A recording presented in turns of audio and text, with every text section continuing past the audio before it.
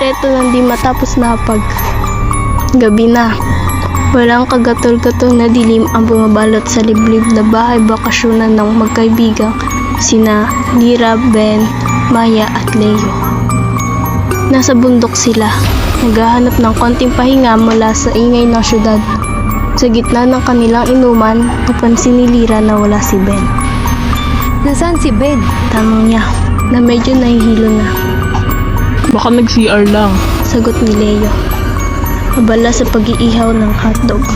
Pero lumipas ang kalahating oras, wala pa rin si Ben. Nag-aalala na si Maya. Tumayo si Lyra para hanapin ito. Kinalabasan, nakita niya ang cellphone ni Ben sa sahig ng banyo. Pero walang Ben. Doon na sila nagsimulang mag-alala.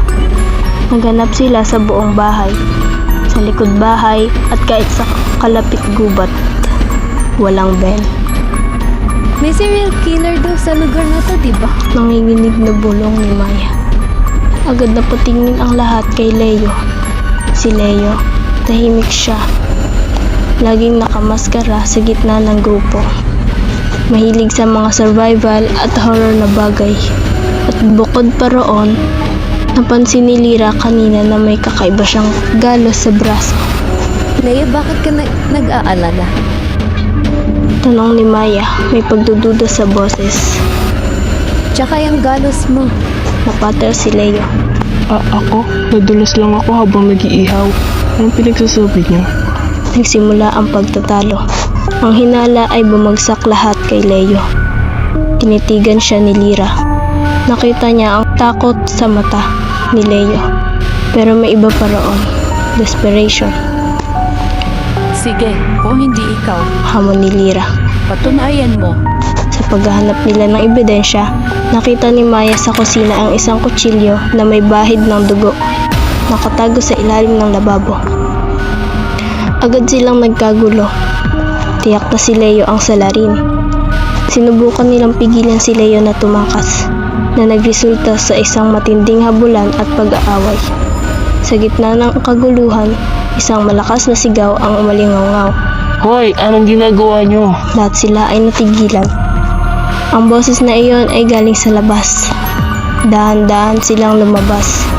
At doon nila nakita si Ben. Nakatayo sa tabi ng kanilang sasakyan. May dalang isang supot ng grocery. Nagugutom na ako kaya bumili lang ako ng snack sa kalapit tindahan. Paliwanag ni Ben. Nagtataka sa kanilang muka. Pero bakit gulo-gulo yung mga mukha niyo? Nagkatinginan sila. Si Ben pala ang nawawala at bumili lang pala ng pagkain. Nag-iba ang tingin nila kay Leo. Humingi sila ng tawad, pero bago pa man sila makapagpaliwanag, biglang tumawa si Lyra. Isang tawad na hindi nila maintindihan. Akala niya si Leo? Sabi ni Lyra, habang dahan-dahang tinatago ang kamay niya sa likod. Nanlumo si Leo. Lumingon siya kay Lyra. Naguguluhan sina Ben at Maya. Ang ganda ng plano ko, patuloy ni Lyra. May kakaibang kinang sa mata. Para maging perpekto ang suspense, kailangan may maging suspect. Nakita ni Lyra ang kamay niya. Hawak niya ang isang wrench na may dugong tuyo, hindi kutsilyo. Hindi ito dugo ni Ben, kundi ang totoong ginamit niya para mapatay ang unang biktima, ang caretaker ng bahay, bago pa man sila dumating. Ang galos ni Leo, nadulas nga lang siya. Ang dugo sa kutsilyo, dugo ng baboy na inihaw ni Leo. Lalo siyang ngumisi. Hindi naman talaga si Ben ang nawawala, diba? Hindi niya lang napansin na ako lang ang walang kasama sa kwarto. Nag-iba ang simula. Si Lyra ang nawawala sa isip nila, hindi si Ben. Akala nila si Leo ang may gawa, pero hindi na nakasagot sina Ben, Maya at Leo nang sumigaw si Lyra at agad na sumugod. Ang huling nasaksihan ni Maya bago mandilim ang lahat ay ang malalim na galas sa leeg ni Ben at ang ngiting tagumpay ni Lyra na hindi na niya kilala.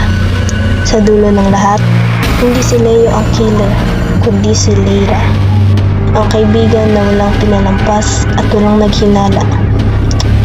Si Ben, hindi niya inakala na ang snack na binili niya ang magiging huling bagay na makikita